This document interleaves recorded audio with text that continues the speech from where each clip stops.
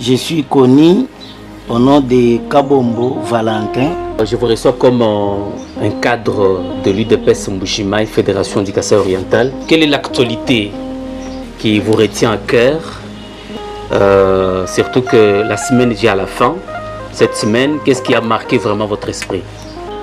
L'actualité qui a retenu ma pensée au cours de cette semaine, vous connaissez d'abord que ce sont les fausses rumeurs sur les soi-disant phénomènes qui poussent... Des disparitions mystiques de sexe. Nécessairement. Voilà. Sinon, nous avons suivi que c'était des fausses rumeurs. Il y a eu des agitations inutiles. Alors, je profite aussi de votre micro pour relayer le même message que le maire est en train de dire, d'apaiser tout le monde, d'être calme, au pasteur de nous aider avec les prières afin que cet événement satanique, diabolique n'arrive pas dans notre province. D'accord. Merci. Vous avez suivi que c'est l'actualité qui a retenu l'attention de Valentin, que nous recevons aujourd'hui dans le cadre de notre émission Gouverneur de chez nous. Nous constatons maintenant que le Kasaï oriental évolue bien. Il y a quand même une marche significative. Comment est-ce que vous expliquez ça? Est-ce qu'il y a quand même une amélioration? Il y a certaines choses qui étaient mal faites auparavant, mais qui ont été bien entretenues maintenant? Ça, je dirais que même vous, les journalistes, vous en êtes témoins que Mbujimayi d'hier n'est pas celui d'aujourd'hui. Tout comme le Kasaï oriental d'hier n'est pas celui d'aujourd'hui. Vous allez voir que à travers les efforts d'un digne fils du terroir que nous appelons le président de la République, Félix Antoine Tshisekedi Tshilombo, Mbujimayi est en train d'être vêtu d'une robe présentable. Et aussi au niveau local, vous allez voir que son représentant, qui est le gouverneur de province, que je salue en passant, son Excellence Jean-Paul Mbwebwe Kapo, est en train de suivre le même pas que son maître. Parce que vous connaissez bien que l'actuel président, il est le président de mon parti. Donc, il est le président de la République, bien sûr. Mais nous connaissons aussi que avant d'être président de la République, il quitte d'une certaine maison. Et cette maison-là s'appelle UDPS, mon parti. Donc, même le gouverneur qui est aujourd'hui collectif, parce qu'il n'est pas seulement le gouverneur de l'UDPS, il est le gouverneur de tous les partis politiques, voire même des gens de AFC qui ont dit, FDC ou voilà, qui ont dit hier ne pas être avec nous dans la révision de la Constitution et venir s'excuser après.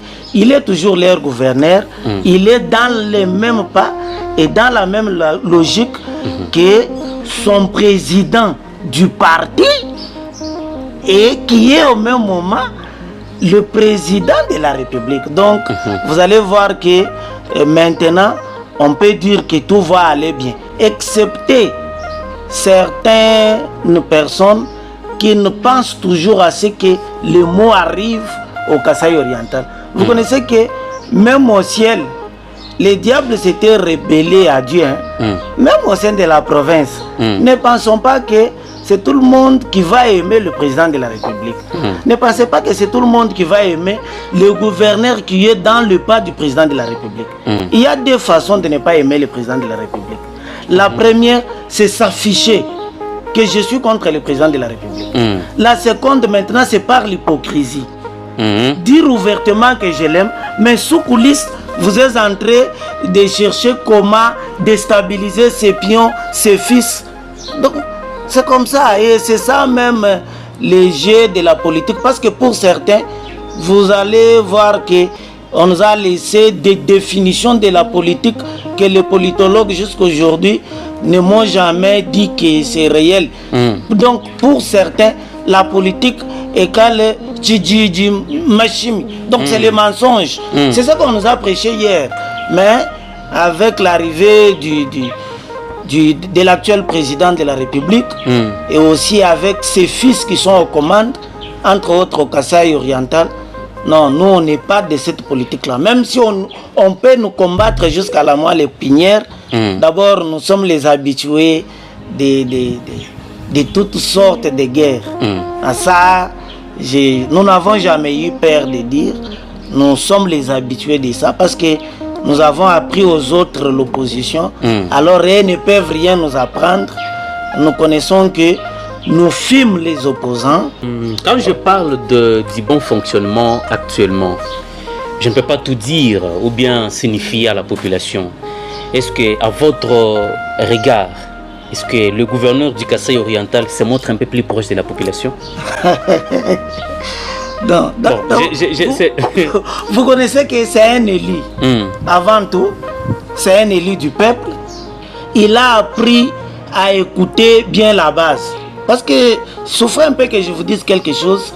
Chers journalistes, je sais que vous n'allez pas me contredire. Même les téléspectateurs ne vont pas me contredire. La notion de la base, c'est une notion spécifique propre à l'UDPS. Comment ça? Nulle part dans tous les partis politiques, vous n'allez pas écouter les dirigeants de ces partis politiques-là parler d'une classe de population appelée la base. Même leurs militants, communément appelés chez eux, camarades et tout consort, mais vous allez sentir que ces gens-là dictent à l'air pion ce qui doit se faire. Mais chez nous, il y a un temps, quand vous avancez, vous cherchez que dit le peuple. Alors, le gouverneur est né dans cette maison-là. C'est pourquoi vous allez voir, toutefois, qu'il y a toujours eu des cris, il ne tarde pas. Même qu'il y a un incident qui s'est produit, on sent qu'il est sur terrain. Le cas le plus récent est celui des événements qui se sont passés au marché Bakwa Dianga entre les vendeurs de planches et la police. Donc vous êtes journaliste, vous êtes mieux informé que moi. Je vous dis très bien, parce que essayez de vous y rendre même avec votre micro baladeur, vous verrez que cette population-là se sent être écoutée et se sent qu'elle est nécessairement dirigée par quelqu'un qui écoute. Je ne veux pas seulement parler d'elle, mais je veux parler aussi de la population de Kamwanga, l'école de Benakazadi. Il y a des enfants qui étudiaient sous quelque chose monté avec les bambous, c'est quand c'est encore trop frais. Oui, mais ça ne te plaît encore le bambou. Juste 2 tiges d'allumettes pouvaient mettre fin à cette école-là. Mais le gouverneur n'était pas seulement ici dans son bureau. Il est allé là, pas seulement pour écouter, pour être encore solution. D'ici peu, vous verrez que il y aura une très bonne école et les enfants de là, nos petits frères de là, vont étudier dans de très bonnes conditions. Il y avait un partenariat entre Safrimex et le gouvernement provincial. Est-ce que vous pensez que ça va évoluer? Parce que c'était un partenariat qui allait dans le sens de réhabiliter certains bâtiments au niveau de la province. Est-ce que ça évolue quand même? Bon, vous connaissez, nous autres, pas réhabiliter, construire. Ah oui. Parce qu'il y a une certaine différence entre la réhabilitation et construction. La construction. Certainement. Vous connaissez, le gouverneur veut redorer l'image de cette province. Donc vous pensez qu'en dehors du président, lui aussi a un programme de redorer l'image? Parce qu'avec les universités, les routes, l'image est redorée et lui aussi est dans le même pas, je ne sais pas où. Mais je vous ai dit que le gouverneur est le fils du président de la République. Donc quelqu'un ne peut pas dire qu'il aime son oncle plus que son père. Parce que si aujourd'hui les autres peuvent s'approprier politiquement le président de la République, se tapoter d'avoir aimé le président de la République plus que le gouverneur. Bon. C'est la liberté d'expression que nous avons prêché, la démocratie pour laquelle nous avons beaucoup milité, mais nous avons toujours demandé une certaine dose de réserve. Hein. C'est par là que je vais profiter pour dire que le gouverneur de la province, étant fils politique du président de la République, il ne quittera jamais. Je m'assume. Je dis jamais le pas du président de la République. N'était tout ce que vous connaissez, qui a eu à nous prendre presque toute une année, l'année 2025, qui appartient d'ailleurs au passé, avec l'année 2026.